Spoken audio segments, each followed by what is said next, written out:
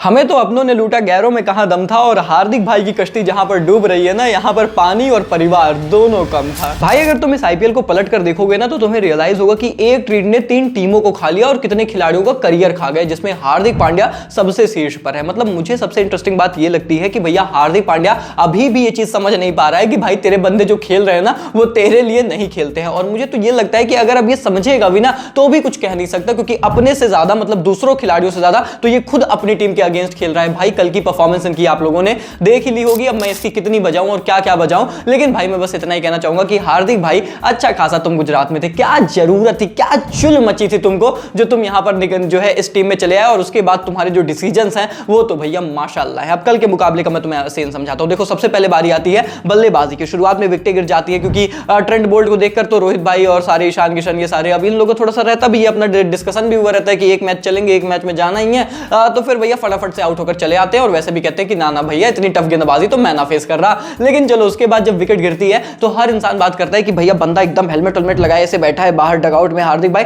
तो मुझे लगा कि नहीं भाई ये बंदा स्टेप अप करेगा और बोलेगा कि वैसे भी फिनिशिंग एबिलिटीज तो मेरी उतनी अच्छी आ नहीं रही है, वो रेंज हिटिंग उतनी अच्छी है नहीं, तो क्यों ना मैं शुरू से जाऊं और यहां पर जो बंदे मेरे पास ज्यादा अच्छे रेंज हिटर्स हैं उनको बाद में भेजूं, ताकि मैं रिस्पॉन्सिबल इनिंग भी खेलूं और एक कप्तान के तौर पर एग्जांपल से लीड भी करूं। तो मुझे लगा ऐसा ये बंदा करने वाला है। लेकिन आता है कौन, ये बोलता है कि अरे कठिन सिचुएशन है, कप्तान को जाना चाहिए, ये क्या होता है, अरे ऐसे कुछ नहीं होता, मेरे नियम अलग है, यंगस्टर जितने हैं तुम लोग जाओगे, तुम लोग स्टार हो, मैं स्टार नहीं हूं, चलो जाओ तिलक वर्मा तुम चले जाओ, निहाल वधेरा तुम चले जाओ, तुम लोग जाओ पारी बनाओ। वो तो अच्छा है कि भाई ये मुझे लगता है तिलक ना ये थोड़ा सा हार्दिक वाली टीम में ही खेल रहा है, जब जब फंसते हैं ना यही दोनों आके निकालते हैं, एक बार फिर से थोड़ा सा निकालते हुए नजर आए, और ऐसे में एक बेहतरीन प्लेटफॉर्म एक टाइम पर सेट कर दिया गया था कि कम से कम 200 के आसपास टीम यहां पर स्कोर करे, जो कि काफी अच्छा टोटल होता, मेरी समझ से एक अबव पार स्कोर बनाया जाता। लेकिन उसके बाद भैया कौन आता है, आते हैं हमारे हार्दिक पांड्या और टिम डेविड। देखो भैया टिम डेविड को एक्चुअली में हार्दिक पांड्या के पहले आना चाहिए था, लेकिन कप्तान कौन है, हार्दिक पांड्या, तो कौन पहले आएगा, हार्दिक पांड्या। जहां पर सिचुएशन जिसकी है उसके एकदम अपोजिट यहां पर हार्दिक को हमेशा काम करना रहता है। तो फिर भैया आते हैं हार्दिक पांड्या, जिनके पास रेंज हिटिंग नहीं है, जिनको पता है कि अब मैं छक्के नहीं मार पा रहा हूं, टिम डेविड के पास वो काबिलियत एटलीस्ट इनसे तो ज्यादा है,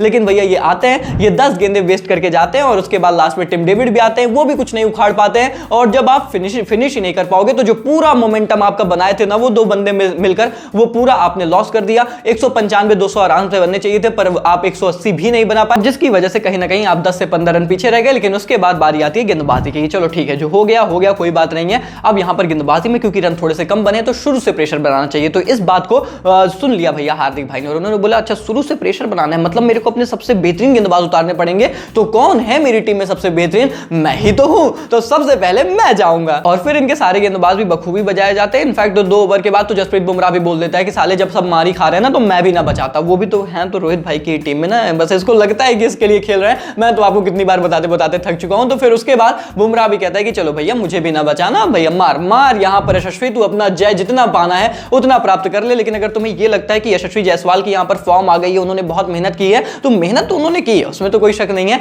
पर तुम्हें यहां पर एक सीक्रेट मैं और समझा देता हूं। तुमने थोड़ा सा देखा था क्या इस मुकाबले के पहले रोहित भाई ना थोड़े से बात करते हुए नजर आ रहे थे, एक भयानक प्लान समझाते हुए नजर आ रहे थे यशस्वी जायसवाल को, और उसके बाद जिस तरीके से उन्होंने परफॉर्मेंस की, जैसे ही शतक मारा, तुमने देखा वो रोहित से किस तरीके से बात करते हुए गए थे यशस्वी भाई। और इनफैक्ट काफी इनका सोशल मीडिया पर वीडियो वायरल हुआ था कि रोहित को कितना पसंद करते हैं यशस्वी। वो एक्चुअली में उनसे यही बोल रहे थे कि भाई आपने जैसा प्लान के अकॉर्डिंग बताया था ना, मैंने बजा दिया इस हार्दिक को, अब मेरा वर्ल्ड कप में सिलेक्शन पक्का है ना। तो रोहित भाई ने भी बोला एकदम पक्का है, तो टेंशन मत ले, क्योंकि आपको बता दो, चलो अभी भी विश्वास नहीं है, वो देखो रोहित भाई जो है ताली भी मार रहे थे जब उसने शतक मारा। एनीवे यार दोस्तों, मजाक से हट के बहुत बकचोदी कर ली, लेकिन अगर आप सीरियस बात करेंगे ना, तो हार्दिक पांड्या जिस तरीके की फॉर्म में, क्या आपको लगता है ये T20 वर्ल्ड कप के स्क्वाड का हिस्सा बनना चाहिए, ये डिजर्व करते हैं, क्योंकि ये जिस तरीके की ऑलराउंड वैल्यू दे रहे हैं ना, वो सिर्फ अपनी टीम को छोड़कर सामने वाली टीम को पूरी तरीके से ऑलराउंड में फायदा देते हैं, चाहे गेंदबाजी हो, चाहे बल्लेबाजी हो, चाहे फील्डिंग एफर्ट्स हो, जो भी हो, सारे फायदे अपोनेंट टीम को ही जाते हैं। लेकिन उसके बावजूद भी आपको पता है बीसीसीआई इतनी प्लेयर ऑब्सेस्ड बॉडी है ना, और इनकी इतनी औकात ही नहीं होती, बूदा ही नहीं होता कि ये लोग बड़े खिलाड़ियों को ड्रॉप कर दे। आपको पता है हार्दिक पांड्या की रिप्लेसमेंट हमने इस पूरे आईपीएल में बनाने की कोशिश ही नहीं की, क्योंकि हम भैया इंपैक्ट प्लेयर रूल लेकर आए थे। तो हमारे लिए आईपीएल चल रहा है, इंडियन T20 लीग हो रही है, भैया भाड़ में जाए यहां पर जो है इंटरनेशनल वर्ल्ड कप कौन खेले, क्या मतलब, हमारे लिए तो हार्दिक पांड्या हमारा ऑलराउंडर है, और वही ऑलराउंड वैल्यू लाएगा। अब इसीलिए रोहित शर्मा ने जो सिग्नल दिया था ना, जो न्यूज में छपी थी चीजें कि भैया अगर आप गेंदबाजी नहीं करोगे तो आपको हम ड्रॉप कर देंगे, इसीलिए ये हार्दिक गेंदबाजी करते हैं, जो शुरू में आके इतनी गेंदबाजी करने लगे, लास्ट में जबरदस्ती जो गेंदबाजी कर रहे हैं। तुमको क्या लगता है कि अचानक से इनकी कोई दिव्य दृष्टि खुल गई है? नहीं भैया, इनको भी पता है कि ड्रॉप कर दिए जाएंगे, लेकिन फिर भी क्योंकि आपने ऑलराउंडर बनाया ही नहीं, आप तो इंपैक्ट प्लेयर रूल लेकर आए हो, तो फिर कितना आप वर्ल्ड कप जीतोगे ना, वो आप खुद देख लो कि बीसीसीआई कितना एफर्ट डालता है वर्ल्ड कप जीतने के लिए। सारा दूध का दूध और पानी का पानी आपको समझ में आ जाएगा। एनीवे यार, इसके अलावा अगर मैं किसी एक बंदे की बात करना चाहूंगा तो वो डेफिनेटली संदीप शर्मा ही होगा। भाई मतलब मैंने बहुत अंडररेटेड खिलाड़ी दिखे हैं, पर मैंने इससे ज्यादा आईपीएल इतिहास में आज तक नहीं देखा है। भाई बंदा ये जब हैदराबाद टीम के लिए खेलता था तो ये पावर प्ले में गेंदबाजी करते थे, वहां पावर प्ले एक्सपर्ट थे, हमेशा आए हमेशा विकेट चटकाए।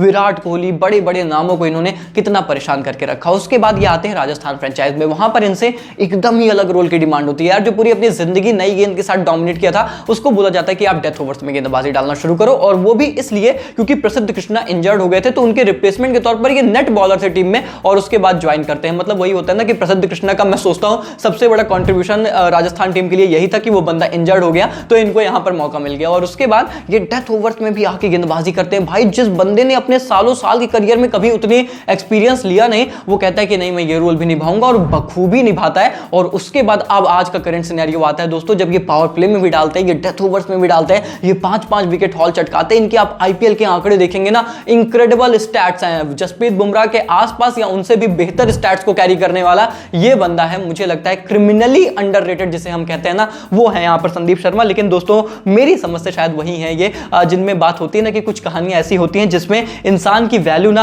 आपको उसके जाने के बाद होती है। तो मुझे लगता है कि संदीप शर्मा की आईपीएल में रिकॉग्निशन शायद जब ये रिटायरमेंट ले लेंगे ना, तब हम जानेंगे कि कितना बड़ा ये खिलाड़ी था और कितना कंसिस्टेंटली इस बंदे ने चुपचाप परफॉर्म किया है, बिना लोगों की नजरों में आए। लेकिन जो एप्रिसिएशन मिलना चाहिए शायद वो उनको इतना मिला नहीं। एनीवे दोस्तों, ये तो बात हो गई इस मुकाबले को लेकर। भैया मुंबई इंडियंस यहां पर मुकाबला एक बार फिर से हार चुके हैं। राजस्थान रॉयल्स अपने प्लेऑफ्स के लिए एक कदम और आगे रख चुके हैं, और मुंबई के लिए अब यहां से हर चीजें डू और डाई हो जाएंगी। वही जो इसके पहले आरसीबी का सिनेरियो था, अब मुंबई के लिए हर मैच जीतोगे तो प्लेऑफ्स में जाओगे, एक भी मैच यहां से हारे तो भैया बुरिया बिस्तरा बांध कर अपने घर निकल जाओगे। लेकिन चलिए भैया आप बात कर लेते हैं आज के एक और बड़े मुकाबले को लेकर। मतलब इसके पहले हुआ था एलएसजी बनाम सीएसके, अब होगा सीएसके बनाम एलएसजी। चेपॉक में भैया ये दोनों टीम एक बार फिर से एक दूसरे से भिड़ती हुई नजर आएंगी। इसके पहले जब भिड़े थे तो लखनऊ नवाब वाले हमारे अपनी टीमों ने बाजी मार लिया था। अब इस बार भैया क्या होगा, क्योंकि इस बार चेपॉक की धरती में मुकाबला है। चलिए जानने का प्रयास करते हैं, और आज के मुकाबले की टॉप क्वालिटी फैंसी टीम आपको मिल जाएगी हमारे टेलीग्राम चैनल पर। आप सभी लोगों को पता है, जिसका लिंक डिस्क्रिप्शन और कमेंट बॉक्स में मिलेगा। इनफैक्ट आईपीएल की बहुत इंटरेस्टिंग खबरें आ रही हैं दिल्ली कैपिटल्स खेमे से, और बहुत सारे खेमों से बड़ी बड़ी ब्रेकिंग न्यूज मेरे पास आई है, वो सारी मैंने शेयर किया है। आप सभी लोगों को हमारे टेलीग्राम चैनल पर ज्वाइन जरूर कर लीजिएगा। लेकिन चलिए टॉपिक पर आते हैं, बात कर लेते हैं इस मुकाबले को लेकर। और भैया मुकाबला कमाल है, मतलब ये ऐसा मुकाबला है ना कि इन दोनों टीमों के बीच होता है, और मेरा रिएक्शन ये रहता है इधर चला मैं उधर चला, जाने कहा मैं किधर चला। भाई दोनों मेरी टीमें हैं और दोनों को मैं बहुत मानता हूं, लेकिन माही भाई का इफेक्ट इस बार शायद मेरे लिए थोड़ा ज्यादा डोमिनेटिंग है, क्योंकि अगर ये उनका आखिरी साल है तो पर्सनली मैं थोड़ा सा उनकी तरफ ज्यादा झुका हुआ हूं। और वैसे भी लखनऊ वालों ने तो हमने मतलब पिछली बार तो हरा दिया था ना अपने घर में, तो इसीलिए भैया मेरा टेक तो यही है। लेकिन हम बात करें इस मुकाबले में पिच रिपोर्ट के बारे में, तो भैया पिच रिपोर्ट यहां पर क्या कहती है कि देखिए ऑनेस्टली ये टिपिकल चेपॉक नहीं रहा है, और ये बहुत इंटरेस्टिंग चीज है, क्योंकि अगर चेन्नई चाहे ना तो वो एकदम टिपिकल चेपॉक बना के ना 7 के 7 मैचेस होम में जीत लिया करे और आसानी से प्लेऑफ्स में जाए। पर इन्होंने भी डिसाइड कर रखा है कि नहीं भाई इस बार थोड़ा मजा लाते हैं, थोड़ा टफ बनाते हैं। उतनी टिपिकल ये चेपॉक पिच नहीं बन रही है, रन्स बन रहे हैं। स्पिनर्स को मदद है, ऐसा कहना गलत नहीं होगा कि मदद नहीं है, पर बहुत ज्यादा नहीं है। मतलब उस तरीके का इन्होंने डन नहीं बना रखा है अपना।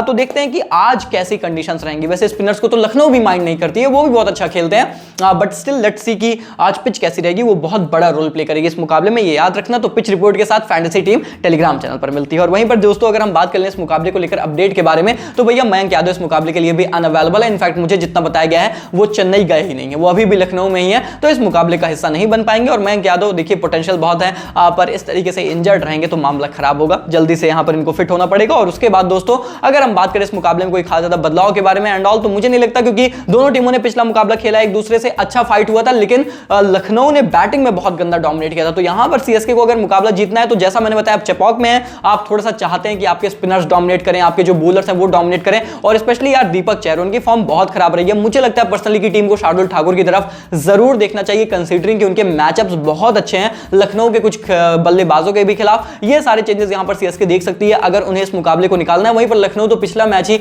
इन्हीं के अगेंस्ट जीत रहे हैं, उन्हें पता है भैया जीतना कैसे है। लेकिन अगर हम बात करेंगे यहां पर विन प्रेडिक्शन के बारे में, तो भैया आज के मैच में ना वही होता है मेरा कि भाई मतलब बड़ी समस्या थी कि किसको सपोर्ट करें। फिर हमने कहा छोड़ो यार क्रिकेट को सपोर्ट करते हैं, तो आज के मैच में मैं तो भैया क्रिकेट को ही सपोर्ट करूंगा। लेकिन मैं चाहता हूं कि सीएसके मैच जीत जाए, क्योंकि यहां से हारेंगे तो दिक्कत होगी। और लखनऊ तो पिछला मैच ऑलरेडी जैसा मैंने बताया जीते हैं इन्हीं के अगेंस्ट, तो मैं कहता हूं एक मैच इनको भी दे देते हैं। So I am going with Chennai. मुझे लगता है ये मुकाबला निकाल भी लेंगे, चेन्नई ये मुकाबला जीतने वाली है। This is what I personally feel. आपको क्या लगता है दोस्तों? आप लोग अपनी राय मुझे कमेंट में साझा करना ना भूलिए। वीडियो पसंद आई तो लाइक कर दीजिए। फैंटेसी टीम के लिए टेलीग्राम पर जरूर ज्वाइन कर लीजिए। बाकी मिलते हैं बहुत जल्द, तब तक के लिए take care, good bye, thank you so much.